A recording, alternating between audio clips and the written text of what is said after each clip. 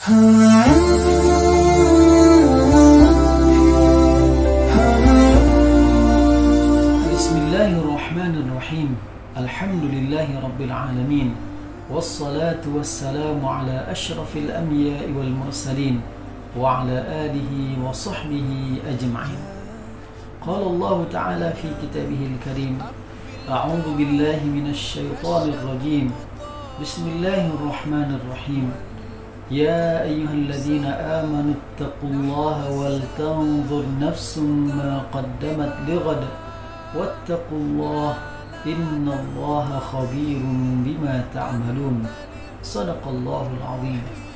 Kaum muslimin, kaum muslimat yang dirahmati Allah Subhanahu wa taala, alhamdulillah kita bersyukur kepada Allah Subhanahu wa taala di mana pada hari ini kita sudah berada pada bulan Sya'ban. Dan insyaAllah beberapa hari ke depan kita akan bertemu dengan bulan Allah yang mulia, yaitu bulan Ramadan, bulan yang sangat agung. Tentu bagi sebagian besar kita, Ramadan yang akan datang bukanlah Ramadan yang pertama dalam hidupnya. Di antara kita ada yang sudah melewati Ramadan 10 kali, ada yang sudah melewatinya belasan kali, ada yang 20 kali, ada yang 30 kali, bahkan lebih dari itu. Dan tentu kita selalu berharap bagaimana setiap kali datang Ramadan, maka Ramadan tersebut jauh lebih baik dari Ramadan-Ramadan sebelumnya. Demikian juga Ramadan yang akan datang ini, kita berharap semoga kita nanti bisa mengisi dengan amalan-amalan yang terbaik, sehingga hasilnya jauh lebih baik daripada Ramadan-Ramadan yang sudah berlalu. Amin ya rabbal alamin. Tentu untuk mendapatkan hasil yang baik, kita perlu mempersiapkan diri. Perlu kita menanya diri kita, apa yang sudah kita persiapkan, apa yang sudah kita kondisikan untuk menghadapi Ramadan yang semakin dekat ini. Allah Subhanahu wa taala dalam surat Al-Hasyr yang kita bacakan tadi pada ayat 18, Allah berfirman, Ya ayyuhalladzina amanu ittaqullah. Wahai orang-orang yang beriman, bertakwalah kalian kepada Allah. Wal tanzur nafsum ma qaddamat lighad. Dan hendaklah setiap diri, setiap jiwa, setiap kita ini memperhatikan apa yang sudah dia lakukan untuk hari esoknya, apa yang sudah dia siapkan untuk hari esoknya. Hari esok yang jauh adalah hari kiamat. Tetapi di hadapan kita di dunia ini, kita juga akan bertemu dengan hari-hari esok yang akan kita lalui sampai ajal datang menyebut kita. Termasuk juga hari esok yang dekat adalah Ramadan yang insya Allah semakin dekat akan menjumpai kita. Apa yang sudah kita lakukan, apa yang sudah kita perbuat, apa yang sudah kita persiapkan, maka semua persiapan akan sangat mempengaruhi hasil dari Ramadan itu nanti. Nah, ada beberapa persiapan yang bisa kita lakukan di hari yang tersisa ini menjelang Ramadan agar Ramadan kita lebih baik. Persiapan yang pertama adalah isti'dad qalbi, yaitu kesiapan hati. Rasulullah SAW ketika datang Ramadan senantiasa memberi kabar gembira kepada para sahabat. Beliau mengatakan, Qad ja'akum syahru Ramadan. Sungguh telah datang kepada kalian bulan Ramadan. Mengingatkan para sahabat bahwasanya Ramadan datang. Ramadan yang mulia datang. Maka harus disambut dengan kebahagiaan, dengan rasa hati yang senang. Kenapa kita merasa bahagia? Kenapa kita senang dengan kedatangan Ramadan? Kenapa kita merindukan datangnya Ramadan? Rasulullah katakan, Syahrun mubarak. Karena Ramadanlah bulan yang diberkahi. Inilah yang menjadikan kita bahagia. Inilah yang menjadikan kita merindukan Ramadan. Adanya keberkahan dari Allah Subhanahu wa ta'ala. Kebahagiaan kita bukan karena kita akan bertemu dan mungkin menikmati berbagai makanan, hidangan yang tidak kita temukan di luar Ramadan. Tidak. Bukan karena itu kita bahagia, bukan karena itu kita gembira, tetapi kebahagiaan kita, kegembiraan kita karena kita meyakini Allah mencurahkan keberkahannya pada bulan ini. Sebagaimana Rasulullah katakan, syahrun mubarak. Dan salah satu bentuk keberkahannya, Rasulullah menyebutkan, tuftahu fihi abwabul jinan. Dibukakan pada bulan Ramadan tersebut pintu-pintu surga. Dengan taufik dari Allah SWT, kita bisa menyaksikan bagaimana umat ini begitu lebih mudah mengerjakan amal soleh dan ketaatan. Masjid-masjid lebih makmur dan lebih penuh pada bulan Ramadan dibandingkan di luar Ramadan.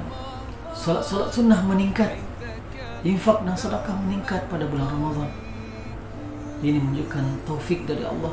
Allah berikan kemudahan kepada hambanya untuk melakukan perbuatan dan amal yang bisa mengantarkan dia ke dalam surga Allah SWT. Wa tughlaqu fihi abwabul jahim. Allah tutup juga pintu-pintu neraka pada bulan Ramadan. Inilah yang menjadikan kita gembira, inilah yang menjadikan kita bahagia, inilah yang menjadikan kita merindukan Ramadan dan suasana Ramadan. Adanya fastabiqul khairat, adanya perlombaan dalam kebaikan, ini yang menjadikan kita merindukan dan hati kita bahagia dengan datangnya Ramadan. Persiapan yang kedua adalah isti'adat ta'abbudi, mempersiapkan ibadah-ibadah kita. Setelah kita mengkondisikan hati kita, adanya kesiapan hati kita, maka kita juga perlu mempersiapkan ibadah-ibadah kita. Ada banyak ibadah yang bisa kita kerjakan di bulan Ramadan, tetapi semua itu perlu kita siapkan dan kita kondisikan dari sekarang. Kita biasakan dari sekarang. Pada bulan Ramadan, biasanya umat Islam pada malam hari mengerjakan qiyamul Ramadan atau salat tarawih. Bagi sebagian orang, malam-malam pertama Ramadan terasa agak memberatkan salat tarawih tersebut. Kenapa? Karena tidak membiasakan qiyamul lail pada malam-malam sebelumnya. Maka saya mengajak di sini bagaimana setiap kita dari sekarang membiasakan qiyamul lail, salat sunnah pada malam hari. Bisa kita kerjakan setelah salat Isya sampai menjelang masuknya waktu subuh. Bisa kita kerjakan setelah salat Isya atau sebelum kita tidur, atau kita tidur lebih dahulu dan kita bangun sebelum subuh dan kita mengerjakan qiyamul lail. Atau mungkin ada di antara kita yang tidak pernah puasa sunnah dalam rentang 10 atau 11 bulan ini setelah Ramadan tahun yang lalu, dan di hadapan kita sudah menjelang Ramadan yang akan datang. Orang yang tidak terbiasa puasa sunnah, maka nanti dia akan merasa kaget sehingga puasa hari pertama terasa begitu berat, terasa begitu melelahkan. Maka di antara bentuk pengkondisian ibadah ini, persiapan ibadah, bagaimana kita juga melaksanakan puasa sunnah, membiasakan puasa sunnah di luar Ramadan. Maka di sini saya juga mengajak agar kita bisa mengerjakan puasa sunnah Senin atau Kamis, atau Senin dan Kamis, atau puasa Ayyamul Baid di hari-hari menjelang Ramadan ini, sehingga kita tidak merasa kaget nanti pada hari pertama dan kita tidak merasa kelelahan disebabkan tidak biasanya kita berpuasa. Demikian juga tilawatil Quran. Kalau tilawah kita selama ini belum rutin, maka kita usahakan dan kita biasakan dari sekarang untuk merutinkan tilawatil Quran. Kalau kita punya target selama Ramadan khatam 1 kali, berarti setiap hari kita harus membaca 1 juz. Kalau selama ini kita tidak membaca satu juz atau belum membaca satu juz, maka perlu kita biasakan, perlu kita tambah dan kita tingkatkan bacaan dan tilawah kita, sehingga target Ramadan 1 kali khatam tersebut bisa kita capai. Demikian juga dalam bersedekah dan berinfak. Kita biasakan juga bersedekah dan berinfak, berbagi dengan orang-orang yang membutuhkan yang ada di sekitar kita. Dan betapa banyak orang-orang tersebut kali ini, sehingga ketika datang Ramadan, semangat berbagi tersebut tetap terjaga dan mudah bagi kita untuk membantu dan menyisihkan sebagian rezeki Allah titipkan kepada kita untuk kita berikan kepada saudara-saudara kita yang lain. Dan kita berniat dan bertekad juga bagaimana setiap hari selama Ramadan nantinya kita bisa berinfak dan bersedekah. Kemudian persiapan yang ketiga adalah isti'adat jasadi, persiapan fisik.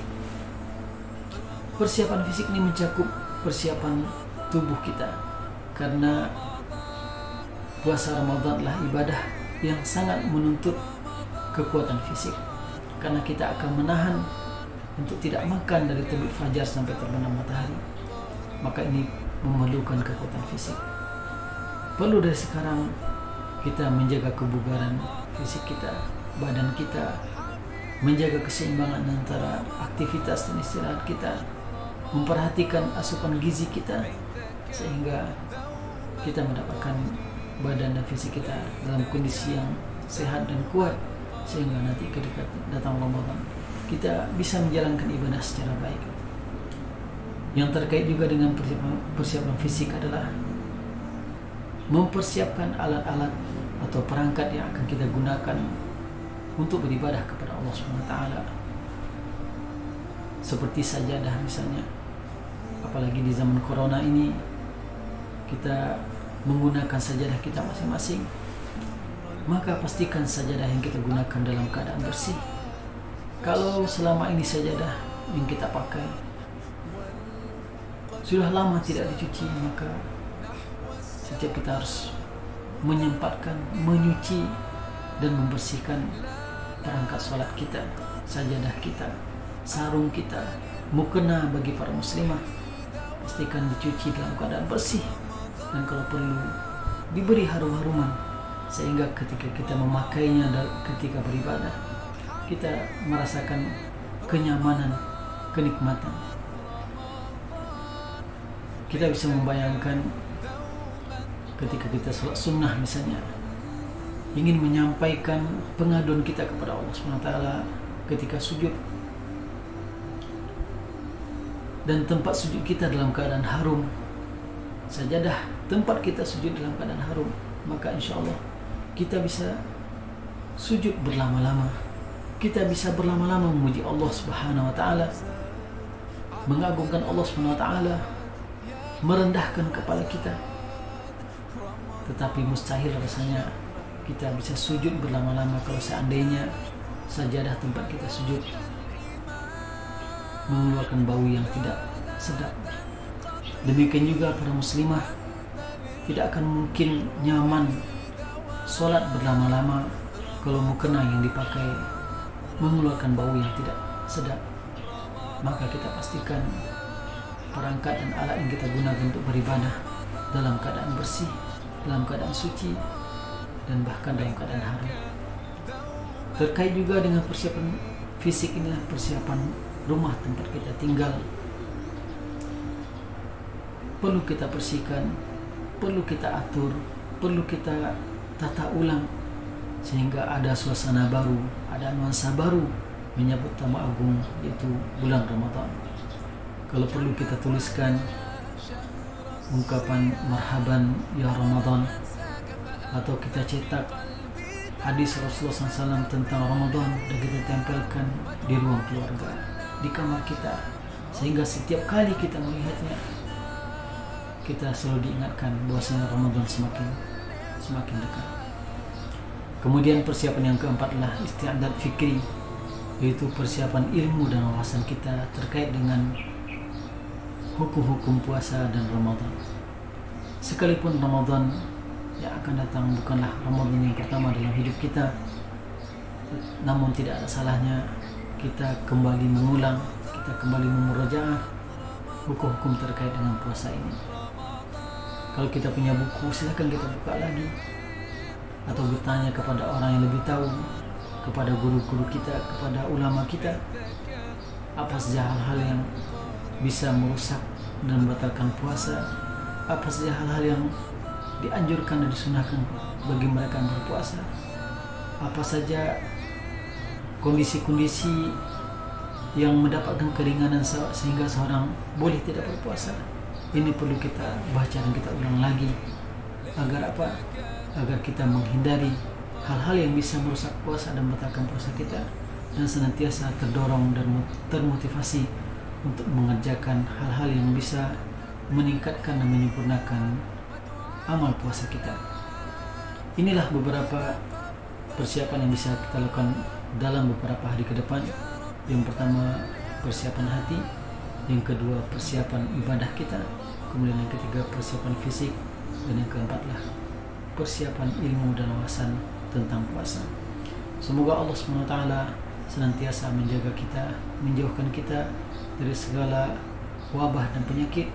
Semoga Allah senantiasa menjaga kita dan memberikan taufik kepada kita, dan juga memberikan kesempatan dan usia kepada kita agar bisa bertemu dengan Ramadan yang akan datang. Dan kita mohon kepada Allah, semoga Ramadan yang akan datang jauh lebih baik dari Ramadan sebelumnya. Amin ya rabbal alamin.